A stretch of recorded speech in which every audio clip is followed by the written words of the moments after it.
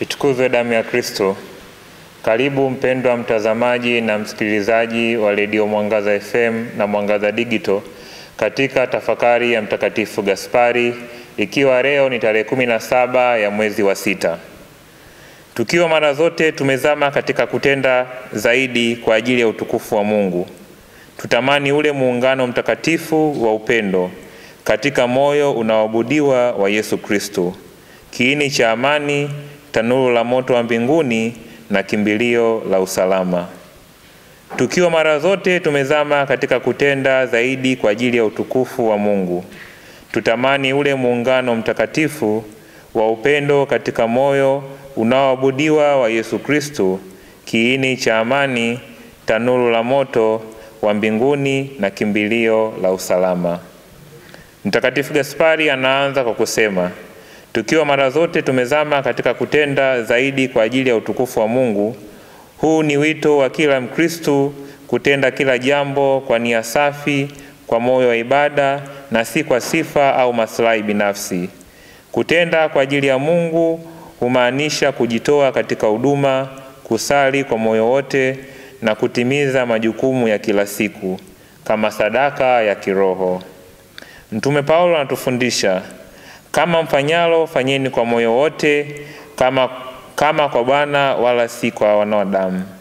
Ukirejea waraka Mtume Paulo kwa Kolosai sura ya 3 aya 23. Hiki ndicho kiini cha utume. Kazi yoyote inakuwa ibada ikiwa imejaa mapenzi kwa Mungu. Anaposema tutamani ule muungano mtakatifu wa upendo katika moyo unaoabudiwa wa Yesu Kristo, anatuelekeza kwenye lengo kuu la maisha ya kiroho, yaani kuishi kwa undani katika moyo wa Yesu. Huu si muungano wa juu juu, bali wa kina sana, unaojengwa katika sala, ekaristi na toba ya kweli. Yesu mwenyewe alitufundisha, kaeni ndani yangu nami ndani yenu. Ukirejea Injili ya Yohane sura ya 15 aya ya 4. Kuishi ndani ya moyo wa Yesu ni kuishi katika moyo wa Injili, mahali ambapo neema za mbinguni humwagwa kwa wingi. Mtakatifu Gaspari anauelezea moyo wa Yesu kama kiini cha amani.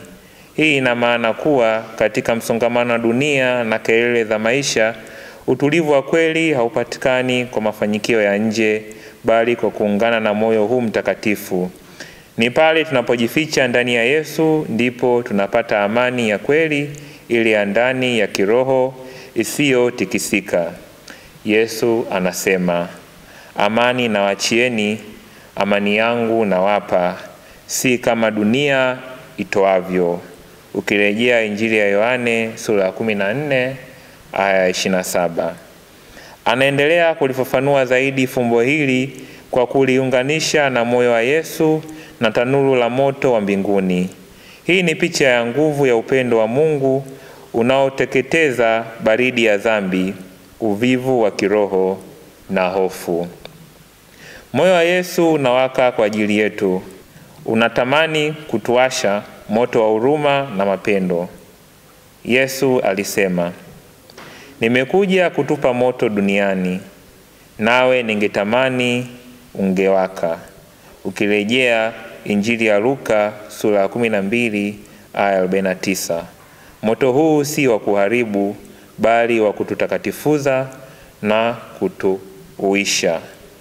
Kisha anatutia moyo pia kwa kusema, kimbilio la usalama. Hii ni hakikisho la kwamba hata katika dhoruba za maisha, changamoto na vita vya kiroho, moyo wa Yesu ni mahali salama pa kujificha.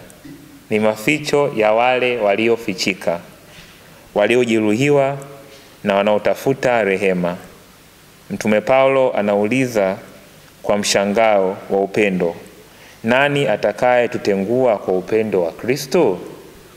Ukirejea waraka Mtume Paulo kwa Warumi sura ya 8 aya ya 35. Hatimaye Mtakatifu Gaspari anatufundisha kuwa tafakari hii si ya akili tu, bali ya maisha. Ni mwito wa kuishi kwa bidii, kwa uchaji na kwa upendo wa kina. Muungano huu mtakatifu wa moyo wa Yesu unatufanya kuwa vyombo hai vya utukufu wa Mungu duniani. Kama alivyoandika Mtume Petro, nyinyi ni watu wa Mungu ili mtangaze sifa zake yeye aliyewaita kutoka gizani mkaingie katika nuru yake ya ajabu. Ukirejea kitabu cha Mtume Petro sura ya 2 aya ya 9. Itukuzwe damu ya Kristo. Niliyekuletea tafakari hii ni mimi Frateri Benedict Kenan Nyotoka, frateri wa misionari wa damu azizi ya Yesu.